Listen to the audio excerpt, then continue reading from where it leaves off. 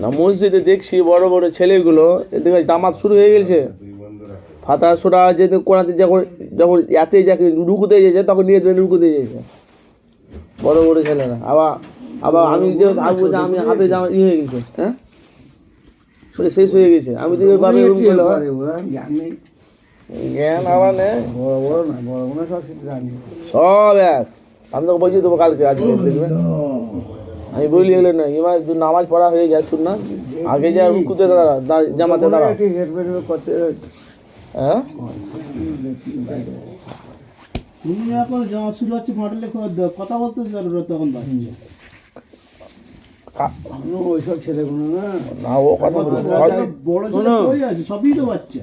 হ্যাঁ বাচ্চাগুলো ভিড় করবে, বাচ্চাগুলো কথা বলছি আমি।